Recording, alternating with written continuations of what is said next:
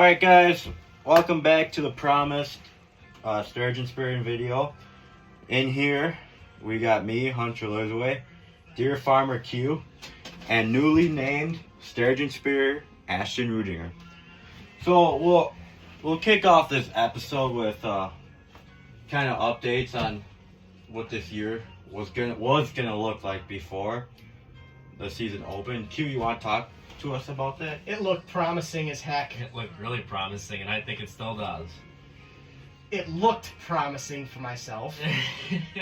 Well, I guess the clarity's gone down though. It was very good where I was on Friday when we cut in. I could see perfectly fine. I would have made a fish out on the bottom on my pipes. But come Saturday, I didn't see diddly squat. I could make out the white hue of my pipes. And this morning I got out here and I'm like, this is terrible. I'm moving. But I stuck it out. Haven't saw fish yet. That's about the extent of my season. Boring as heck. So, but on the other hand, yeah, then we turned stories to Ashton here, who missed one opening morning, but finish the story for us. How'd the rest of the day end? I'll start off from the beginning. All right. I brought Cade and Shraggy out. Start from the beginning. Cade came out with me, and he's never speared before, never. I haven't. This is my second time on the ice. I hate it. He hates it, but it's so funny to watch. Cade has never been spearing before, and he asked if he could come along. So I said, sure, come along. And then we went through some ground rules, and we talked about some stuff. And right away, as we put the camera down, we saw a tail of one, and we went, this is going to be a good year. I had some superstition that I was going to get, or that one guy in our group was going to get one, and I told a couple guys that morning that. So we seen a tail, and we were kind of jacked up. That was at 7:20. Season starts at 7. 9:01 rolls around, and we both look out the window to look at the car driving by. And Caden looks back and goes, there's one right there. So I take the spear, and I whale one down there, and I grab the other spear and whale the other one down there. And I missed that one. It was a big fish. It was right on bottom, right on the camera. You can see it. We could just seen it coming in. And then the third fish we seen, the fish I got, it came in right under the ice, just beautifully. So my fish came in. It came in over on that side of the hole, and it just came really, really close under the ice. It was above the bucket that I have painted there. It came above that. It was about here, and I was sitting like this, and I stood up, grabbed the spear, and just chucked it down there, and I smoked it right to the center of its back. And it just spun down, pulled it up, got the gaffed it. Well, explain what a gaff is. A gaff is just a big, it's not in here. A gaff is just a big hook. But then when Caden gaffed it to pull it out, the fish got stuck in that corner and up there. The fish was stuck down in that corner, and the spear was stuck up here in this corner. So I had to kick the fish with the spear back in the hole and pull the whole thing back out. Once we got it back out on the floor, it broke a piece of wood off the floor, pulled some of the carpet up before I got the door or the hole shut. And then from there on, it was a lot of hooting and hollering and trying to untangle this fish to get it out of the shanty. So far my season's been good. Today we tried to fill another tag, and we hit one on the top of the head, which you can't do. We almost got it, but we didn't. But I think we're gonna get another one tomorrow. I really do. it just disgusts a man how one person can see 5 fish I don't know. and another doesn't even see a minnow in his hole. I think that was just all part of the scouting. 3? No. It's a lot of luck. I'll tell you. I had 12 worms in my hole and you had 6. What do you mean I had 6? This had like 15 or 16. There's a lot of worms in here. Well, there's a lot of worms in the 2 spots we're sitting. Yeah. It's just the luck of it's a lot of luck out here. You wouldn't say. 3% of spears actually get a fish. It's not many. Do you guys want to explain what spearing is? Nope. Here, Ashton, why do you put a white cup down? Why do you like your camera facing like this? Because I set mine up a completely different way than you do. My camera is facing straight back and forth. It is right between our feet, pointed out. And I have a white cup straight down, if you can kind of see it on the TV, in the corner. The white cup is down because the fish likes to... The sturgeon are really curious, so they like to decoy to things. That's what they call it. They go to them and they look at them. people throw anything down from pom-poms to brass sheets of metal to buckets to decoys that people made to anything you can find. Bowling pins, bowling balls, everything. But the white cup is just Trailer hitch. trailer hitch. Actually, there's one in the pom-poms. There's a ball hitch in there.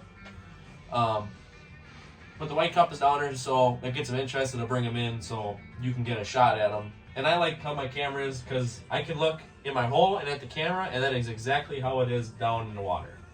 Now, I like my camera facing straight down though. I put my pipes in the bottom, and I don't know. It gives me a better sense of direction.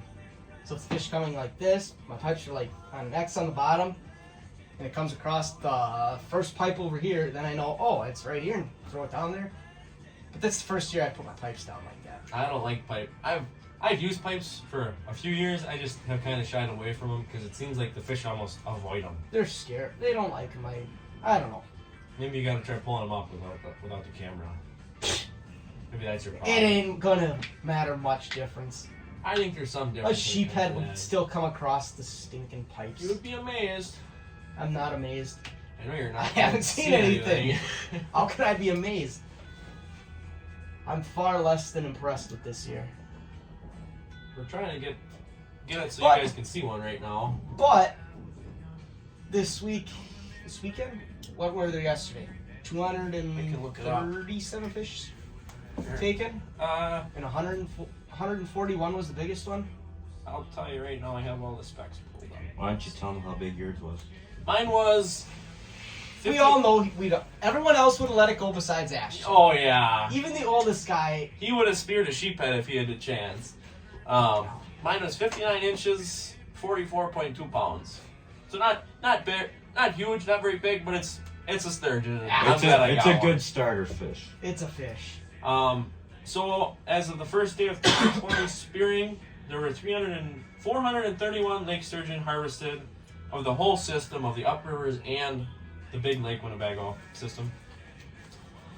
The upriver lakes had a total of 197 fish, reaching 61% of the slot. So today's probably the last Yeah, day. today or tomorrow is probably the last day. On the big lakes, Lake Winnebago, 234 fish were harvested, with the leading fish being 141 pounds, 75.5 inches, and it was an F4 female, so it was going to probably spawn out this year. That's a big fish. It's a very big fish. There were 19 fish out of the 431 were over 100 pounds. And the biggest one on the upriver lakes was 138.2 pounds, 76.1 inches, and F4 again. What's F4? They're just about to spawn That's out. about They'll spawn out this coming spring. Yeah. So they're filled with eggs. Yep. Mhm. Filled with that caviar. Yep. But I mean, in a typical year, because there's not a lot of feed in the lake, that'd be a bigger fish. Not without a doubt. There isn't much feed in the lake. There's worms every. You don't find very many worms. And like the DNR said this year, the mayfly hatch was way down. Yeah. So they're looking for anything to feed on. Oh yeah. There's a lot of snails and whatnot, but how many worms can you eat to fill you up? I'd have to eat a heck of a lot more than just 2 or 3. If I was that big of a fish, too, think about that. One bag of gummy worms fills me up. Yeah, but those are big. Those are big gummy worms. Yeah, These things these are like, worms are. These are like micro worms. Yeah, these are really small. These are like a wax worm. if not smaller. Yeah. You gotta eat a whole meal of them. Just thought about that. Back to the decoy thing too. People throw anything from fire hats, fire department helmets, to white cups, to just random stuff. Heat bottle, little decoy, Dildo. can. I know guys that do that. So literally anything goes down. Now what we're doing here is completely legal. We got no spears in the, No spears, no gaffs. nothing that we can harvest the fish with. Well, I guess I probably could just swim down there and catch it, but hey, if I can do that, I think the DNR will let me. I don't know. He'd be known like countrywide. Yeah, probably. The dummy that swam down on the bottom of the lake, caught a fish. Sturgeon wrestling. Yeah, we could start a new show. This is at least more interesting than me sitting there for 6 hours yesterday and 6 hours today. At least I get to talk to somebody and talk about something that I'm interested in, not sitting there listening to my darn musical music or my rock or my polka, whatever I was listening to. I was just listening to a bunch of hoot and holler, and I could have made it to breakfast if I really wanted to. It would have been 2 days in a row I could have made it to breakfast. But Congratulations. thank you. Well, congratulations, Ashton and the Dino of the Bagel. Successful harvest. That pretty much wraps us up. Yeah. Alrighty. All right. So From Lake Winnebago. to Hunter, you. Peace out from Q. peace out. See you later from Ashton. We'll don't know where our next video will be. Maybe might be Well, another podcast. Might be in the woods or Hopefully when Q gets a fish, we'll If- have to go take a pretty fun video of him. Or when we get one tomorrow, when Grandpa John gets one tomorrow. Hopefully. something. Hopefully. Q's got to see something first, though. Yeah. Did it swim around? You just get it right up. No, I went fucking straight down.